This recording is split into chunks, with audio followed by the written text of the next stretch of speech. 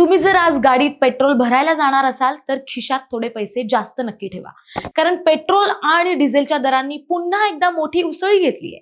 मागील अवघ्या 10 दिवसात इंधनाचे दर तब्बल 4थ्यांदा वाढले आहेत. महागाईच्या या आगीत सर्वसामान्यांचे बजेट पूर्णपणे जळून खाक होण्याची वेळ आली आहे. ही दरवाढ नेमकी किती झाली आहे? आंतरराष्ट्रीय पातळीवर असे काय घडलंय ज्यामुळे इंधनाचा तुटवडा निर्माण झालाय आणि याचा तुमच्या आमच्यावर काय परिणाम होणार? चला पाहूया. नमस्कार, मी प्राची शिरकर, प्रहार न्यूज लाईन मध्ये आपलं स्वागत करते. सर्वात आधी आकडेवारी समजून घेऊया.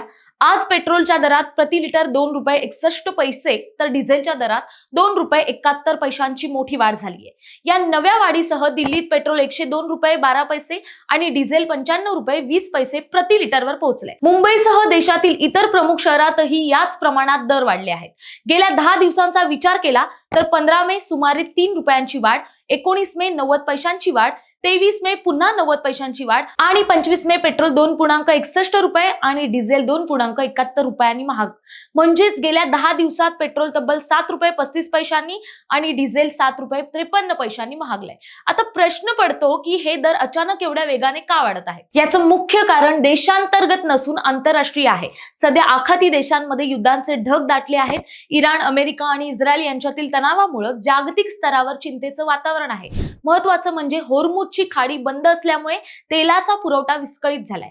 याच खाडीतून जगातील मोठा तेल पुरवठा होतो. परिणामी जागतिक पुरवठा साखळीत अडथळे निर्माण झाले असून आंतरराष्ट्रीय बाजारात कच्च्या तेलांचे दर प्रति बॅरल $100 पुढे गेले आहेत.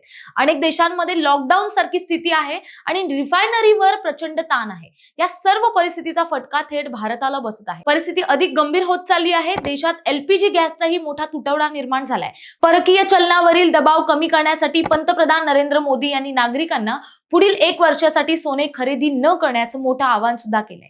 यावरून अर्थव्यवस्थेवरील ताणाचा अंदाज आपण लावू शकतो. भारताचे मित्र देश मदतीसाठी पुढे येत असले तरी होर्मुझ खाडी खुली करण्यासाठी इराणवर जागतिक दबाव वाढण्याची गरज आहे. या सगळ्या आंतरराष्ट्रीय राजकारणाचा फटका मात्र सर्वसामान्यांना बसतोय. डिझेल महागल्यामुळे मालवाहतुकीचा खर्च वाढणार आहे. याचा थेट परिणाम म्हणून भाजीपाला, फळं, दूध आणि जीवनावश्यक वस्तूंचे दर गगनाला भिडण्याची शक्यता आहे. आणखी एक धक्कादायक बाब म्हणजे एवढी दरवाढ करूनही सरकारी तेल कंपन्या अद्याप तोट्यातच आहेत. सूत्रांच्या माहितीनुसार कंपन्यांना अजूनही पेट्रोलवर प्रति लिटर 13 रुपये आणि डिझेलवर 38 रुपयांचं नुकसान होत आहे. त्यामुळे आगामी काळात ही इंधन दरवाढ अशी सुरू राहण्याची दाट शक्यता वर्तवली जाते. थोडक्यात सांगायचं तर जोपर्यंत जागतिक परिस्थिती निवळत नाही तोपर्यंत इंधनाचे दर नियंत्रणात येणं कठीण दिसतंय. वाढत्या महागाईशी सामना करण्यासाठी तुम्हाला आता तुमच्या महिन्याच्या खर्चाचं नियोजन नव्यानं करावं लागणार आहे. या सततच्या इंधन दरवाढीबद्दल तुमचं मत काय? आम्हाला कमेंट करून नक्की कळवा. धन्यवाद.